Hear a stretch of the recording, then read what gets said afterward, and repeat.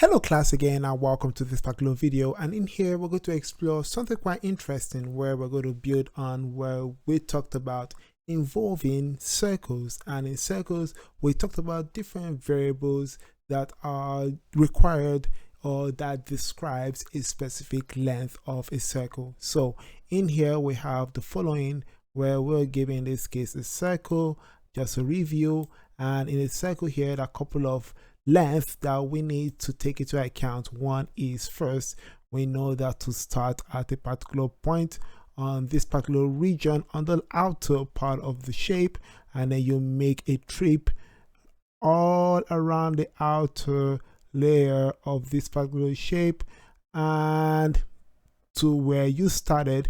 This particular path is called the circumference, and take note that we're going to represent this as a specific variable. Remember, when we talk about variables are usually alphabets that represent a specific unknown number. So we need to find what the unknown is when you are incorporating into an equation. So in this case, we're going to represent circumference as the letter C, capital letter C. And the other one here we talked about is from a specific midpoint, which is of course not a length. You can actually determine the distance from one end of your specific circumference to the other end through the midpoint, and that is called, in this case, the diameter. And the diameter here is going to represent as the variable, which is d. And once we have this little d, the next one here is this. How about from your specific circumference, any location? It could be in this particular path over here, or it could be here, starting from there, and then you'll make your way to the center of the circle, which is a midpoint.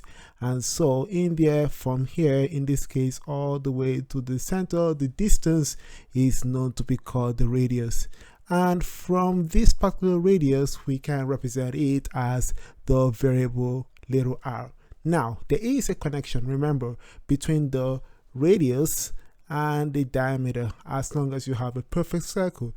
And in this case here, the radius, 2 times our radius gives you the diameter. So one fact here to remember is the following: to go from our radius to the diameter, either you multiply the radius by 2 to give it the diameter, because in here, once you have the other length extended from the midpoint to the other side or to the other end of this circumference, that is the same as a full diameter. So that is one. Or you can say that the radius is equal to the diameter or divided by 2. So however the question is given or set up, if the question gives you the radius and you're asked to find the diameter, it means that you're going to multiply your radius by 2 and that gives you the diameter. Or if you're given the diameter and you're asked to find the radius, in this case here, you're going to divide your diameter by 2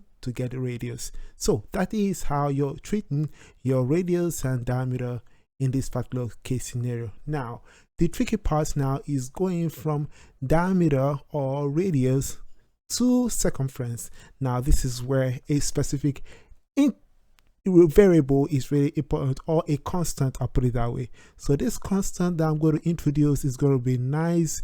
Some of you might remember this constant from our videos that talks about the history of it. So from diameter or radius, we are going to circumference, and so to go from there or any of those two to the circumference, we need to use a specific constant, which is represented as the specific number or constant pi. So pi is known as a specific unit, and this unit is for a unit circle.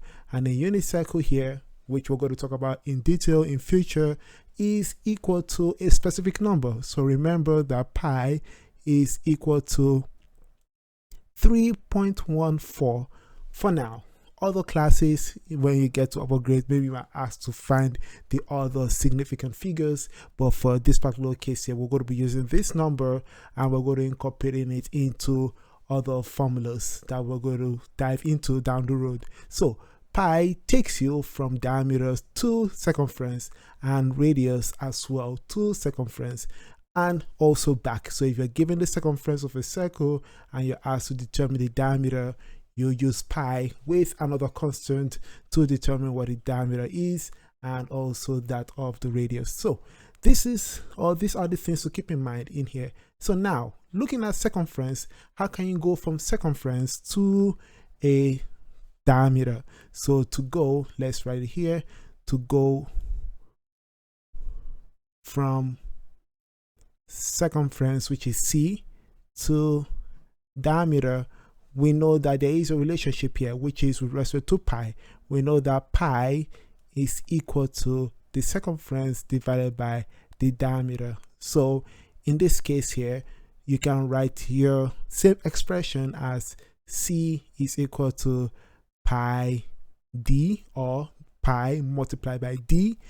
And if you're given the circumference and you're asked to determine the diameter, you can go this way. Diameter is equal to C, which is circumference divided by the diameter. So these are the formulas in here to keep in mind going from our circumference to diameter, or vice versa, based on the use of our specific constant, which is pi. So where on this part here, you are going from